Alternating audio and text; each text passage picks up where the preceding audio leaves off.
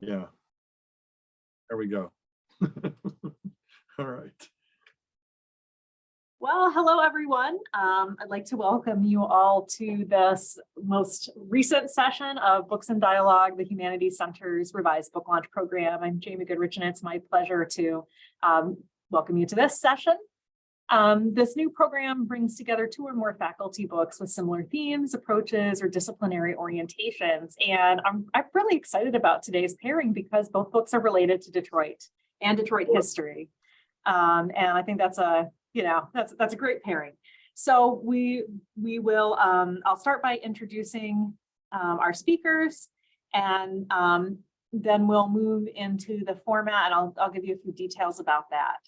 So we'll be hearing first from Alan Schenk, who's a distinguished professor of law here at Wayne State, an expert on tax law. His accomplishments in this area have been recognized in a variety of ways. He's the recipient of a Distinguished Faculty Award from the Michigan Association of Governing Boards of State Universities. Of course, he's a distinguished professor here at Wayne State, and he was inducted into the Academy of Scholars here at Wayne State in 2019. He's a prolific researcher who has published widely on value-added tax as well as U.S. taxation of business, including the co-authored book Value-Added Tax, A Comparative Approach, which has seen 2 editions. And today we're celebrating the publication of something on a slightly different vein, which is a book entitled Detroit's Wayne State University Law School, Future Leaders in the Legal Community, which was published by Wayne State Press in 2022. And then we'll be pairing that with Shor, who's a professor emeritus of history. His research focuses on 20th century US and global history. And he's the author of 4 books, including Dying Empire, US Imperialism and Global Resistance, the IWW in Oppositional Politics in World War I, Pushing the System Beyond Its Limits, and Cultural Identity and Americanization, The Life History of a Jewish Anarchist. And today we'll be celebrating the publication of Soupy Sales and the Detroit Experience, Manufacturing a Television Personality, which came out in 2022 from Cambridge Scholars Press. And it has a great cover, I have to say, really, really snazzy. The format for these book launches will be as follows. I've just introduced our speakers. Each author will give a short presentation of about 15 minutes, talking about the purpose and argument of their book, its importance, etc.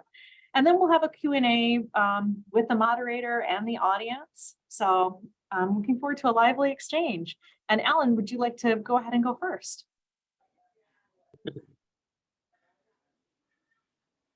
I always stand, and so I'll do that today. So back in 2014, my wife Betty asked me, are you the longest serving professor in the history of Wayne State Law School? And the answer was yes, but other than that and $5 buying me a cup of coffee at Starbucks, so what? And so I started thinking about my 57, well, back then about 50 years at the law school, and what was so special. And what I found special, I've taught at many different schools around the world. And what I found special about Wayne was our students. And indeed, in my history research, I confirmed that they had a significant impact. And so I talked to some alums that I respected, Eugene Dreiker, Marilyn Kelly, Judge Nancy Edmonds and her husband, Bill, and they encouraged me to write a history of the school. And so the deans have been very positive. And so I embarked on this project back in 2014. And right off, I realized I had a major problem. I'm writing a history and I'm not a historian. And indeed, I started writing And my dear friend in the history department, Sandra Van Berkeley, agreed to take a look at what I started doing. And she said to me, Alan, I'm going to treat you just like one of my graduate students. And so she tore it up. She made suggestions, and I don't know what would have happened if I didn't have her guidance. And so I started this trek. What kind of students did we have? And certainly the one major focus that I saw is that Wayne has always provided access. In our case, access to legal education and a profession for students who came from blue-collar families, children of immigrants, people from underrepresented communities, many, if not most of them, learning a very strong work ethic at home. And I saw the impact that they had on the development and reputation of Wayne State Law School. And so how did this all get started? Because it wasn't a straight trajectory up. There were lots of bumps in the road. In 1927, when the Detroit Board of Education was operating a number of colleges called Colleges of the City of Detroit, including a teacher's college, a 2-year junior college that morphed into a 4-year liberal arts college, and several others. Alan Campbell, who was a respected lawyer in town, who taught as an adjunct at Detroit College of Law, who served on the Board of Education, including as its chair, thought that we needed a public law school in Detroit. Most of the major US cities did not have public law schools. And so he and a group of colleagues, including people from DCL, went to the Board of Education and said, we would like a public law school where we could, his major theme was, we need a better educated bar. We need lawyers to have more pre-law education and not just 1 year after high school. And so they made a proposal to the board, who was, this was in the 20s. City of Detroit was exploding. They were building new schools. And so they said, look, start a new public law school. And that's all we're asking you, is to provide some classrooms and get authority from the state to issue diplomas so that they could take the Michigan bar exam. And that's what was done. They got no money, just space, no money from the colleges of the city of Detroit.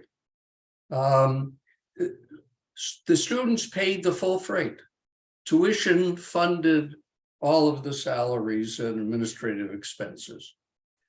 And so the board agreed. And on July the 1st, 1927, they established the Detroit City Law School. They had 2.5 months to establish a curriculum, to attract students and faculty. And in September, they opened their doors in classrooms on the 2nd floor of Old Main with a little administrative office. They attracted some faculty, the best faculty in terms of how the students viewed the faculty, from Detroit College of Law to come over and in the first year had 213 students, including about 75 transfer students, largely from DCL. 10% of the student body were women. In 1930, 30% of the student body were women.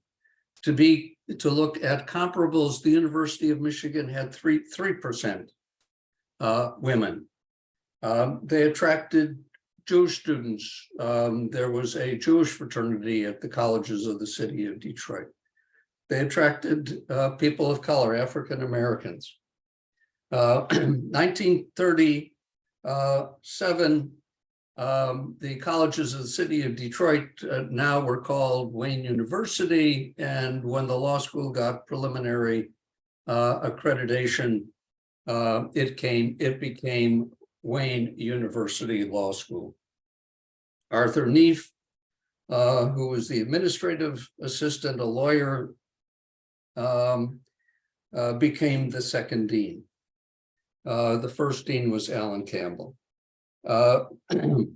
Because the school operated on tuition, the Depression came along in the 30s. In the 40s, the men were taken to service for World War II, and the school almost closed.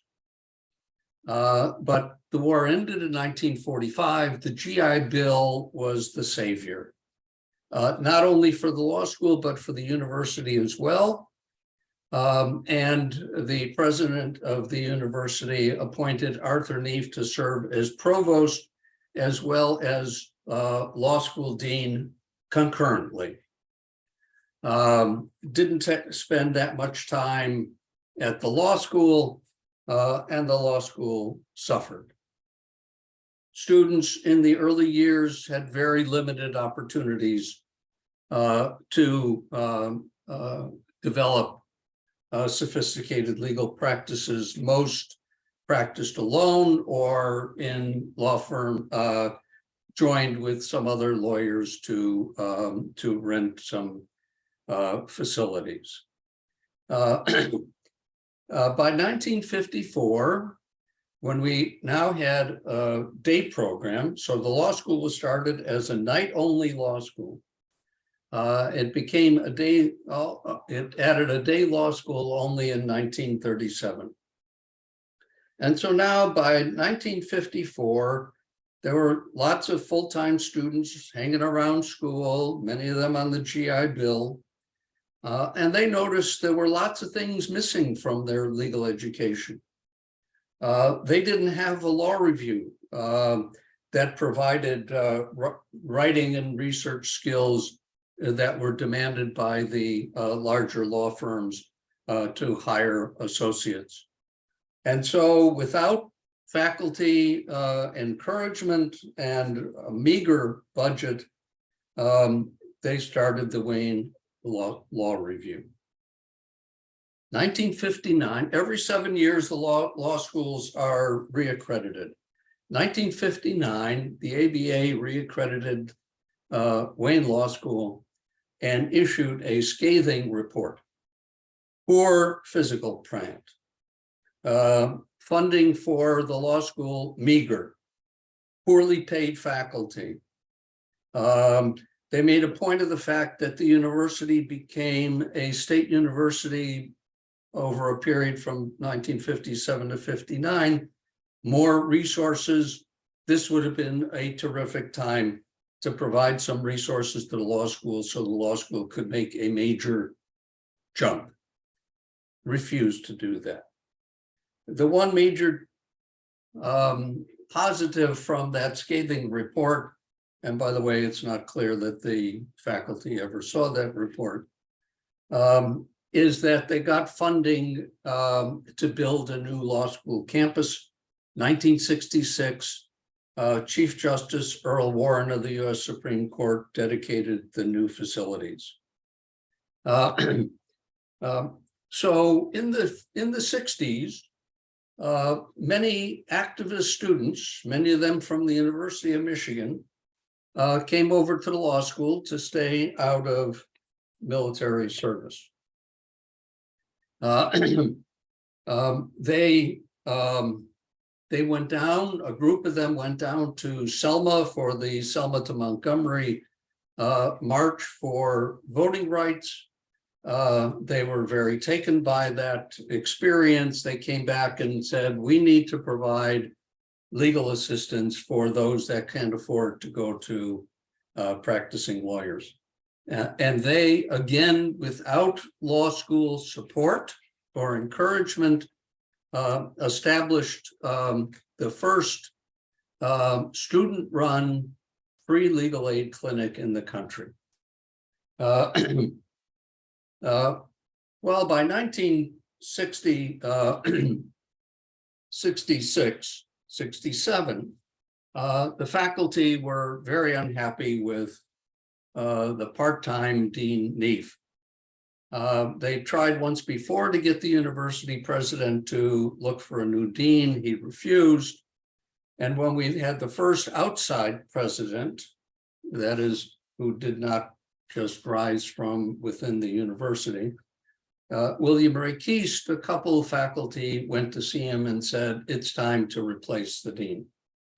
And he agreed, did a national search. And in 1967, the law school hired Charles Joyner, who was the associate dean at the University of Michigan Law School. They were looking for a new dean. He didn't get the deanship. He became our dean and made a transformative change to the law school. He had his goals in mind. He went to the university, who gave him the resources he needed.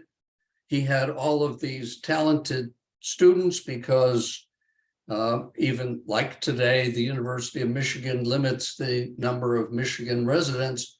And so there were a lot of Michigan residents that wanted to go to law school, and they came to Wayne. Charlie was well known not only in Michigan. He became president of the State Bar of Michigan while he was the dean, but well known nationally. And he promoted the talent of his faculty and his students. And for the first time, the big firms that represented business in Michigan started hiring Wayne graduates. First time, 1968.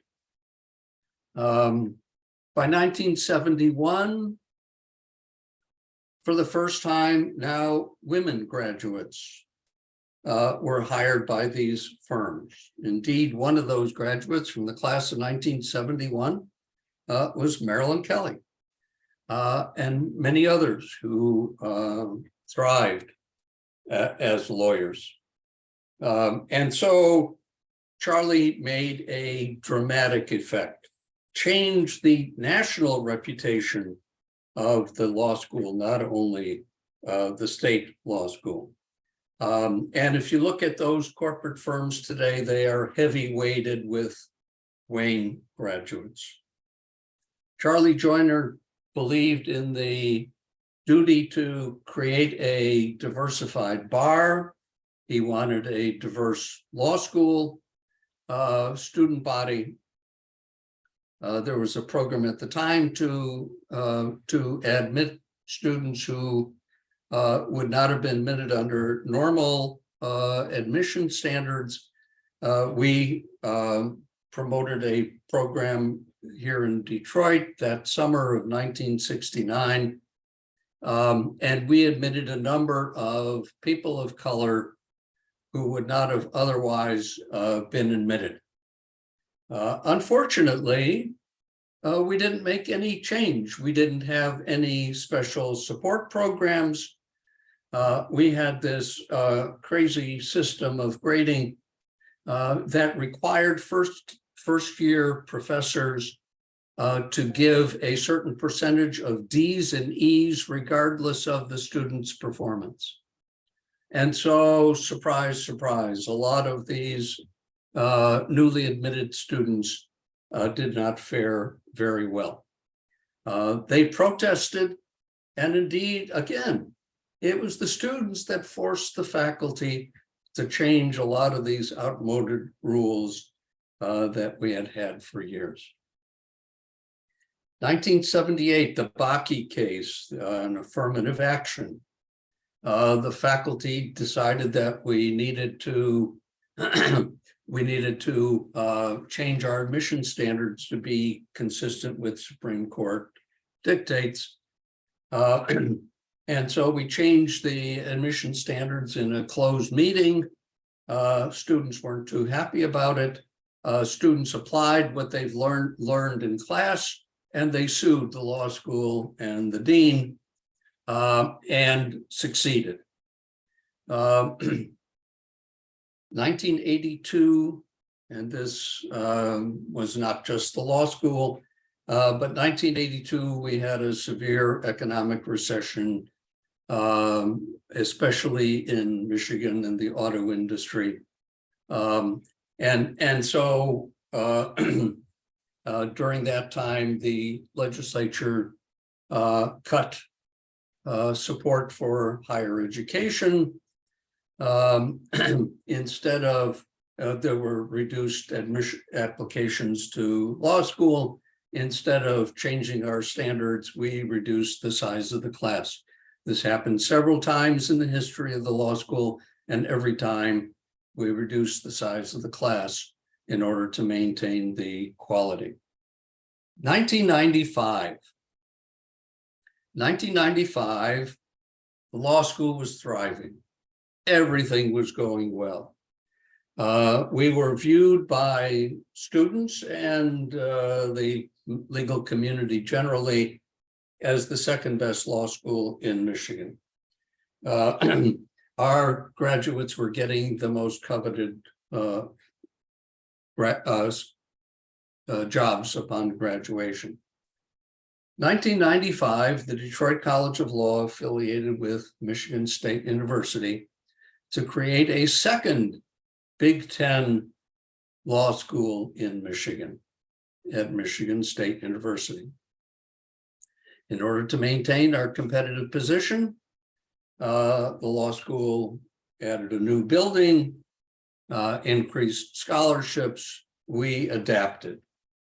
The Detroit location, for the first time, started having a positive effect. We had students coming to Wayne because we were located in Detroit. The students excelled. 2018, the Jessup International Competition, our team was in the top 16 in the world. We established a couple of centers, the Keith Center for Civil Rights, the Levin Center for Transparency in Government. We were doing well. I mentioned Charlie Joyner as a transformative dean. When you're writing a history, sometimes it's difficult to get a perspective on things that are happening as you are writing. But in my judgment, that was happening at the decanal level. We hired Rick Biersbach, who really became the second transformative dean in our history. What's so special about Rick? First of all, his credentials were extraordinary. First in his class in law school, Supreme Court clerk, work in the Justice Department, major law firms. But he did one thing that most of our deans did not do, and that is establish a real partnership with the university, mutually beneficial partnership with the university. He had visions, goals that meshed with the university. While when he came, our budget was in deficit, and he had to make up for that deficit. Since then, we've established a number of programs for the mutual benefit of the law school and the university, a minor in law, a major in law, that are designed to increase the attractiveness of Wayne State's undergraduate program. During his initial appointment, he was reappointed. Our ranking in U.S. News went from 100 to 58th in just a few years. I haven't said anything about our faculty. Over the years, we have had an exceptionally talented faculty. So I've taught at 10 different schools, and I feel fortunate to have been associated with a school with extraordinary students who have become leaders in the legal profession. Thanks very much. Thank you so much for that. That's really fascinating. I look forward to following up in the Q&A. We'll turn now to Fran and learn about his book. Okay, thank you very much. Thank you, Jamie. Thank you, Ariel. Thanks to the Humanities Center for sponsoring this talk. I'm going to share a screen because I want to run through some of the slide presentation that I have. Hopefully everybody will be able to see that that slideshow, and it should come up shortly. There it is. That's the cover of the book. So let me give you some background about how I came to write this book. And then I want to talk a little bit about what the focus of the book is. And then I'm going to skip through some of the chapters because they don't deal specifically with Detroit. And I want to focus more on the Detroit aspect in my discussion today. So first and foremost, why was I motivated to write a book that is really outside of what I normally have written about?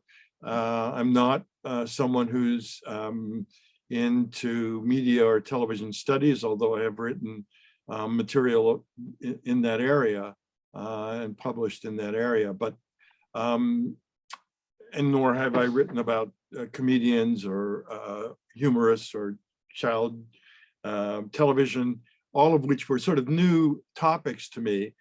But the reason that I decided to look into this was twofold. One, a professional issue, and the other personal matter.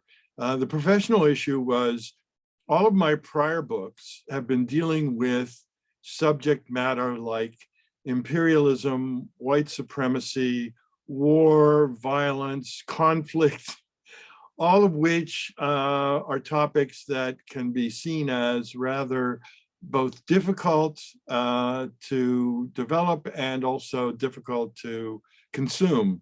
So I wanted to turn to something that was a little bit lighter.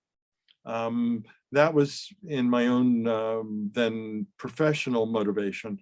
Personal motivation was really because in 2018, we finally convinced my father to move up here.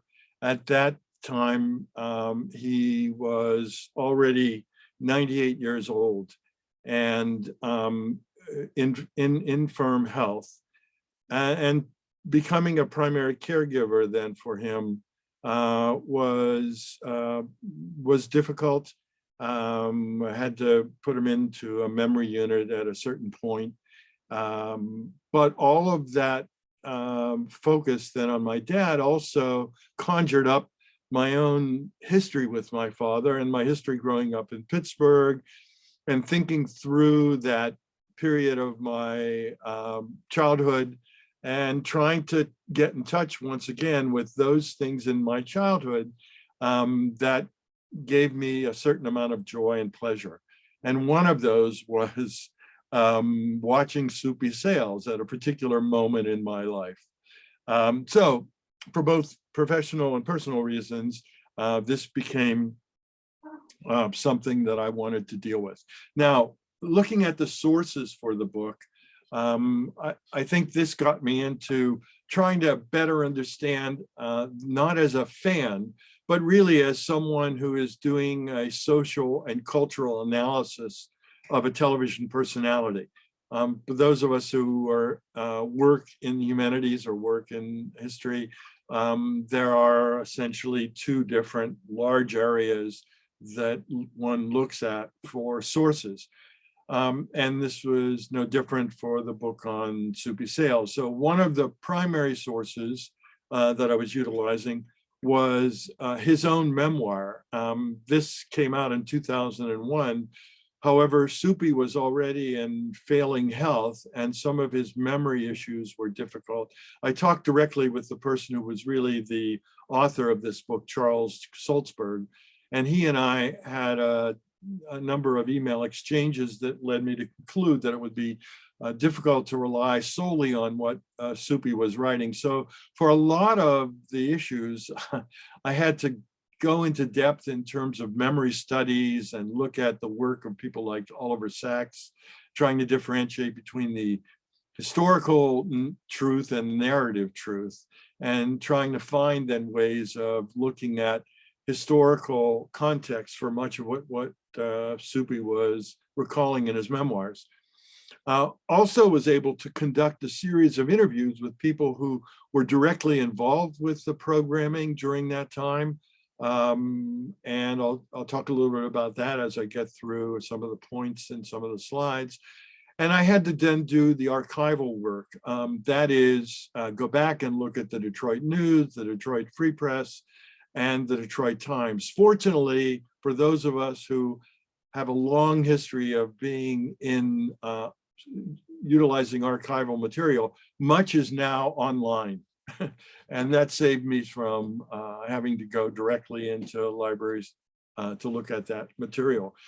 The other thing that I did that I thought would help root this in the Detroit scene of the period of Soupy Sales' life from 53 to 1958, that he was on WXYZ TV and became the leading television personality during this time, was to send out a questionnaire to people who had grown up in the Detroit area. And I was able to identify them through a number of different sources, including some of my wife's cousins who had grown up in the area and had a long list of listserv that they were able to tap into. And so I conducted about 24 interviews of people who had watched the programming during this time, all of which then were incorporated into the study. But the secondary sources were things really in a wide-ranging field of memory studies, television studies, humor studies, all of which led me to try to synthesize these secondary sources in providing more of the social and cultural context. And I'll talk a little bit more about as I go through the specifics in Detroit. Let me just go quickly through, I'm going to take this right up to the period that Soupy arrives in Detroit in 1953 as someone who born in 1931. So he's still a relatively very young kid at 22 years of age. He had had some work in previous television stations in Cincinnati and Cleveland, and went back and looked at also archival sources there. But here's Detroit in the 1950s that he enters in 1953, in the spring of 1953, when he comes to Detroit, hired by WXYZ TV to have a noonday program. But Detroit in the 1950s, as many of you know, was actually probably the 4th or 5th largest city in the United States. It had a population of around 1.8 million people. And it was known, of course, as the Motor City because of its reliance so much on the auto industry. Now, one of the things that I tried to do, fortunately, again, having the sources that have been able to talk about this history, is to take look at people like the work of Tom Segru and Daniel Clark and Heather Thompson, Herb Boyd, all of whom have talked about Detroit in the 1950s and provide a kind of balance to what is often the nostalgic look back at the city, saying, oh, this is just a period when it was a boom cycle all the way and people were successful at getting jobs in the auto industry, and with those jobs, they were able to make it up to the middle class. Well, that's true in general, but this was also a period of boom and bust. There were a number of depressions during this period. There were a number of times when the auto industry just had problems, laid off people, and particularly impacting those more recently hired, as especially among those in the African American community, who were up against a lot of discrimination, not just in employment, but also in housing and in education. Given that, I wanted to try to provide also some sense of what that meant for the African American community. I was able to do that through a couple of ways.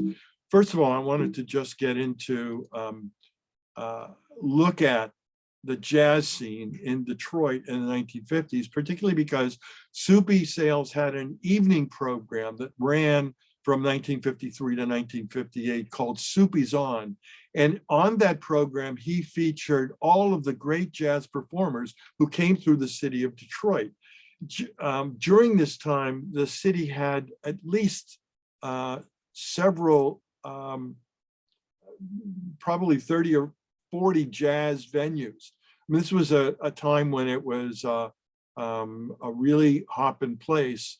And all of these great jazz stars would come through the city, and they would often appear at Soupy's, in the Soupy's evening program. And so I would try to track down where they appeared in the city and when they were on the air and who they were as far as performers. Then one of the main problems in all of this in tracking down material was that both from the day program and from the evening program, those were shot on kinescope. And all of those kinescopes, for the most part, were destroyed. So I couldn't go back to some of the original sources and look for myself. There are one or two actual videos made that remained. And in fact, the only interview with the jazz trumpeter Clifford Brown was on the Soupy show that made it into the Ken Burns PBS special on jazz in America. But I also wanted to look at other people who came into the city. For Soupy, it was like his Mecca. For others, it was, as Herb Boyd said, a kind of mirage.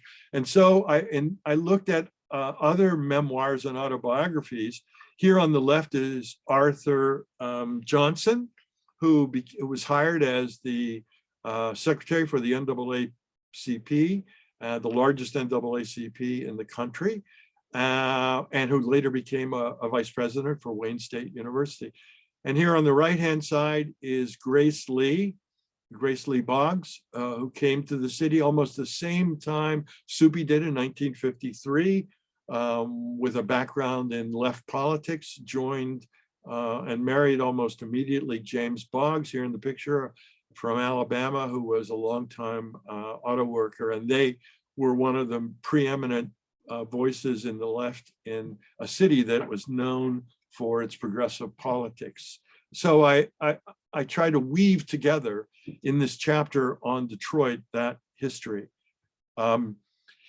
WXYZ was then at the time in the Maccabees building on the 13th and 14th floor. That's where Soupy shot. Here we are with a picture, aerial photograph of there is now what's become a Wayne State University building at the Cultural Center.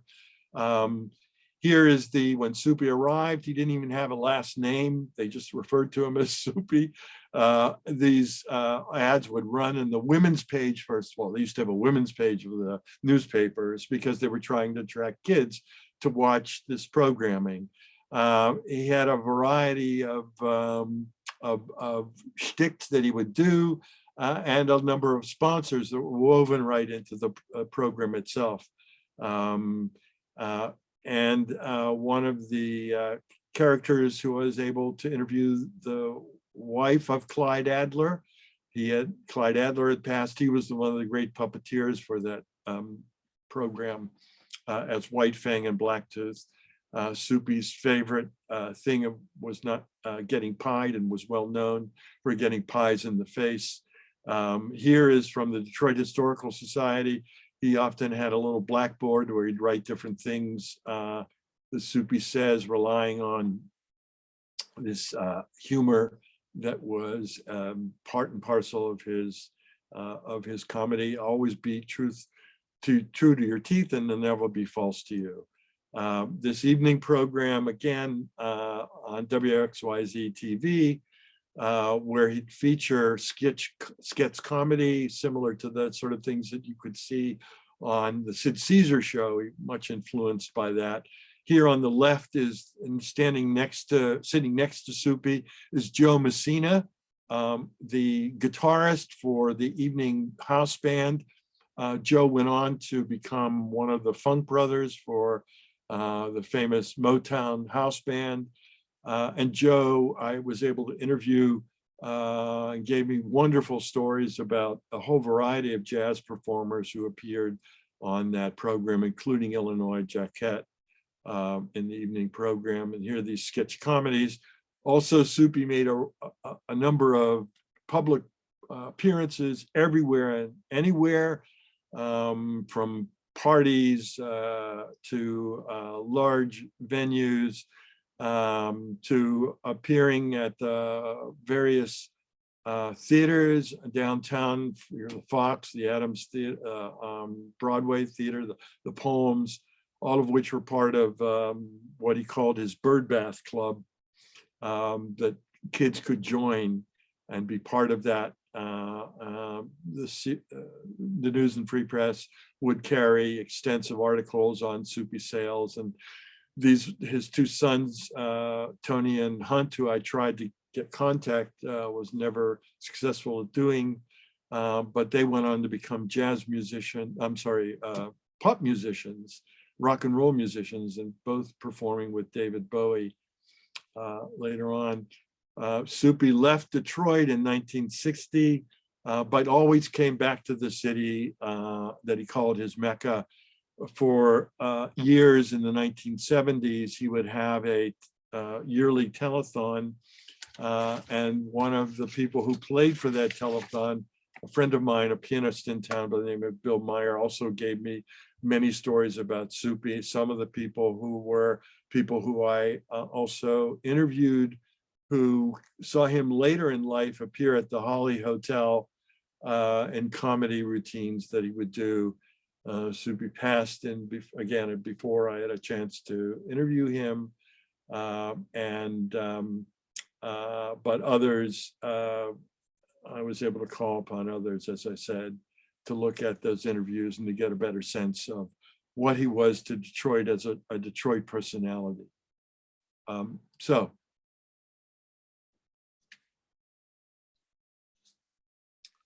I'm done. Thank you so much. So now we come into our Q&A period here, and we've got some time for that. I think it's kind of fascinating that there's a similarity here in that both of you are writing outside of your comfort zone and doing something a little different, which I appreciate. I also think another thing that connects these two is that focus on recovering the past through archival research. And I was hoping that you could talk both of you could talk a little bit more about what it took to do the archival research to get these projects off the ground, because as an archivist, archival scholar myself, I know there's a lot that goes into that. I can say for me, this was a major task because so I first started with the law school and tried to find out what they had around. Where's your history? And I found that there was a closet that had a no joke that had a maybe five drawer file cabinet, and a bunch of boxes with photos stuffed into boxes. And so I then went over to Ruther, and I spent a good chunk of time at Ruther. I borrowed lots of stuff. The index for lots of this archival material is not what I would have wanted. I'm used to going online, typing on something and getting what I needed. No, you have to go through this huge box of material. The other thing that I did was to make phone calls and have video interviews. I interviewed people who graduated from back in the 40s to do video interviews, which are going to become part of the archive of the law school. I've been spending this semester editing those and just talking to people. A woman that graduated in 1945, who told me she took the only job that she was offered after being a lawyer, and that is being a librarian at the Detroit Legal Library. So, yeah, thanks for that question, Jamie. And one of the things I tried to do right away is I went to WXYZ TV and tried to see if they had anything at all in their archives. They had destroyed everything in terms of all of the kinescopes. Kinescope is filming on kinescope anyhow it was very it's the sort of thing that didn't last very long anyhow. So that already was a problem. Fortunately, there was the newspapers, and as I said, now, as as an archive, so much is put online now. So I didn't have to go to any dusty old rooms. I could look at, as long as you paid a fee anymore, right? I could look at the archives of the News, the Free Press, and the Detroit Times. I also did this for the time that Soupy was in Cincinnati with the Cincinnati Enquirer, and did this with the Cleveland Press for the Cleveland newspaper. Now, I was fortunate that there were a number of Soupy Sales fans who I was able to get in touch with, who had been given material over the years that they were able to share with me. Soupy does not have, there's no archival source. I tried to go to for years and years and years, he was a member, as I showed, in that one picture in New York of the Friars Club. They didn't have any archival material on him, nor did the radio and television museums, both in New York that I inquired in and in LA. So I couldn't find, but there were fans of his who had been given over the years photographs that I used for the book. And then there were the people who I had interviewed here in Detroit who grew up watching Soupy Sales, who were able to give me their bird bath club pictures, or they had a photograph of appearing somewhere where Soupy was appearing. So all of those was a matter of tracking down things that were not in archival, located in any particular archive, but were personal mementos that people had. Now that's fascinating, the oral history component of it too. Mm-hmm. Both of you also really relied on that. I mean, my own time, the work I do is, much earlier in time than this modern era. So that's kind of fascinating as well. Other questions for our speakers?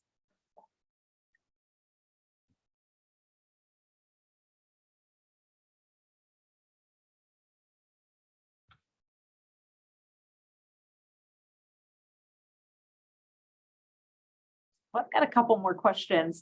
Fran, if I could go to you first. Sure. What happened to Soupy after he left Detroit? Okay, was so next? yeah, so he one of the things he did, he was looking after he got to Detroit, even though he was extremely well paid by the end of time, he said he was making $100,000 for in 1959. He was like the highest paid personality on Detroit television. But he wanted to get into bigger markets. So he was always looking at LA or New York. So he was able to negotiate with the ABC affiliate in LA to move out there and continue the show that he ran on a daytime show that actually ran in the early evening in LA. He was out there for about a year and a half, but lost that job after a while and then moved on to New York. From 64 to 66, he was on television in New York and had a famous show on WNEW TV in New York City. And that's where, if you go online and go on YouTube and put in Soupy Sales, or you go on to Jewish TV, you will find tapes from those programs from New York City, because those tapes were were archived, and so they remain around. He lost the job there after 1966, but was picked up then as a member of the What's My Line panel. And so he performed in What's My Line later in the 60s and 70s, and also and other television programs. Shana Na had a program for a little while that he was on. So he continued to do comedy routines. He continued to appear at nightclubs. As I said, he came back. A number of my interviewees saw him at the Holly Hotel performing, where he would do a lot more adult material than he would do in his television daytime programs. Okay. Oh, that's fascinating. Helen, I was really intrigued by your reference to the merger between the Detroit College of Law and MSU.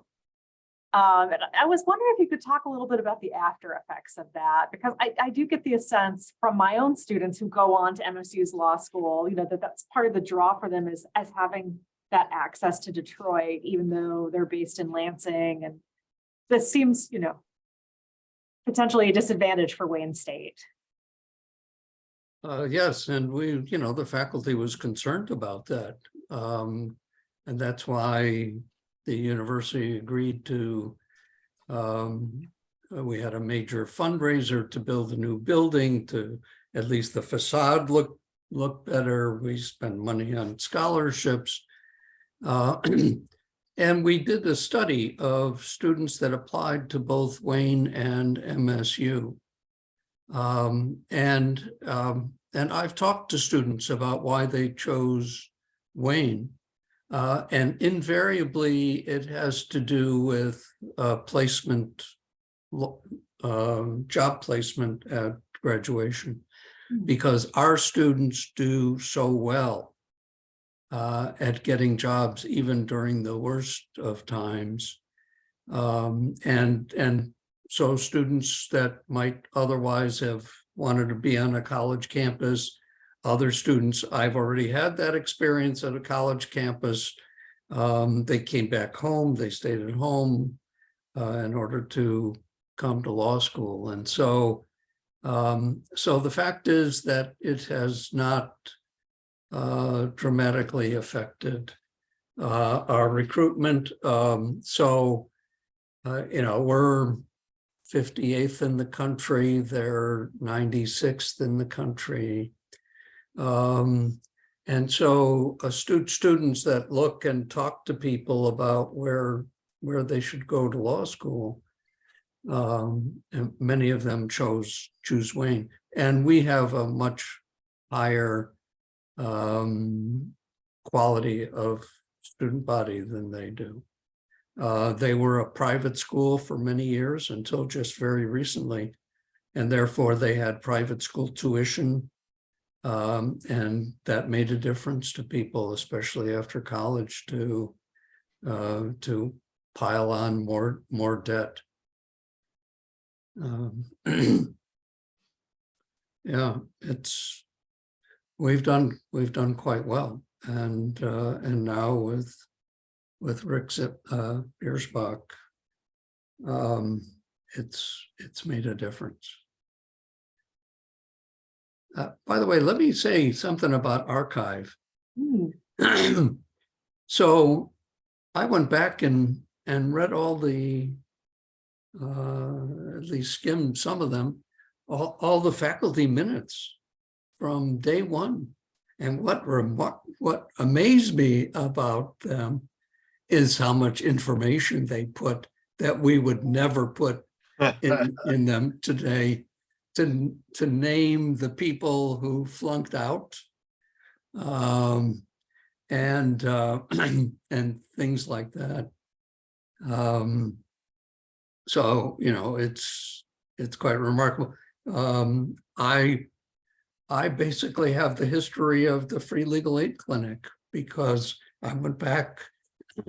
They still had documents available as to how it started. And one of the originators, I know him personally, and I interviewed him to learn more of the backstory about how these things started. Well, that sounds like really wonderful work that both of you did, and preserving and capturing these memories, especially since so much of it was based on oral history. That's really valuable. I'm excited to learn more about these books, and I'm excited to celebrate them.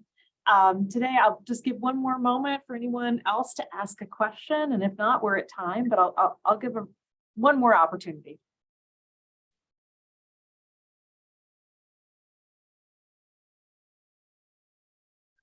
All right, then. Well, I'd like to thank both of you for participating in this series, and I'd like to congratulate both of you one more time on these publications, which are doing so much to preserve Detroit history. It's a wonderful thing. Thank you so much. Thank you. Thanks, Jamie. Thanks for Warm doing round this. of virtual applause. All right, bye. See you later, Alan.